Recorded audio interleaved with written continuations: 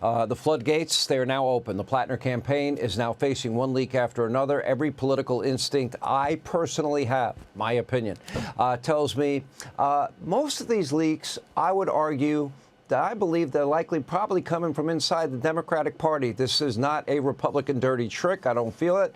I don't sense it. I don't see it. Now, it is important that these horrific stories are rising to the surface. Voters have a right to know, but of course, Democrats would have an ulterior motive now, wouldn't they? I think they want Platner gone. And according to state law, they have until June 27 to replace him on the ballot. For that to happen, all they have to do is force his hand and ignore the will of their own voters. But they would have to force him to bow out. Good luck with that part. Now, just like they did in 2024 with Biden and Kamala, and he would have to step down after he wins the primary. I wonder if I don't know, wonder out loud. Maybe there's some Democratic billionaire that will make him an offer he can't refuse. I don't know.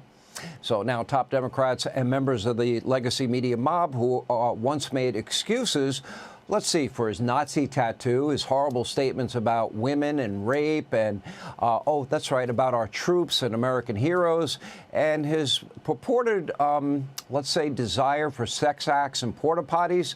These same Democrats, all of a sudden now, they feel some unease. For example, here is New Jersey Senator Cory Booker. Take a look. Do you have concerns with the weight of all these controversies that it may jeopardize Democratic hopes to get that Senate seat in Maine? Yeah, I have concerns. That guy has questions to answer, and that's what campaigns are for. All right. Now, former Democratic Senator Barbara Boxer called the revelations about Platner, quote, deeply offensive. Let's look at what she had to say. Can Platner's campaign rebound from this? And is there a point where Democrats should come out and denounce him after this spate of controversies that he's faced? Well, I think the truth is the truth. This is extremely offensive. It's ugly. And, you know, I feel terrible for his wife. All right. Even MSDNC, well, they shredded Platner, calling him a train wreck. Take a look. Graham Platner is clearly a very talented retail politician. But the problem is his judgment, which he clearly has been lacking in as an adult. It's one thing to have foolish, youthful indiscretions, but I'm sorry, you cannot get past. It is not a Nazi-style tattoo. It is the tattoo of concentration camp guards. It is the very worst tattoo you can get if you are getting anything Nazi, and that's a pretty high bar there. So this has been a slow-motion train wreck ever since that tattoo and knowledge of it hit the world, and it's only going to get worse. These texts, there are multiple women. Are all those women going to keep their mouths shut from now until Election Day? Now, meanwhile, on fake news CNN, Platner's disgusting Nazi tattoo that he recently covered up is now all of a sudden out of nowhere. It's been out there forever. Now it's a big deal. Interesting timing. Take a look. As for the tattoo, he didn't cover it until October of 2025, 18 years after getting it, and only when it became a political problem.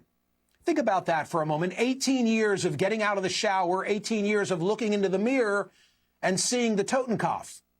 That's not a drunken mistake in Croatia. That's a daily choice, sustained for nearly 2 decades. It appears that Democrats, members of the legacy media mob, are once again working together, but they're not circling the wagons around Graham Platner. Instead, we're now witnessing the beginnings of what could soon be another political coup. The voters be damned. They're desperate to flip Maine's seat from red to blue, and they have now come to the realization that a Nazi-tattooed communist, self-proclaimed, who openly bashes members of the military and makes horrible comments about rape probably is not a good candidate. Now, keep in mind, we probably only know a small portion of the op research that is about to come out against Platner. Buckle up, get ready, more political tricks, likely from the party that claims to value democracy above all else.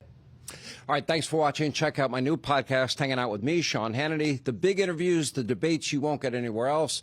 Like and subscribe for new episodes every Tuesday and Thursday.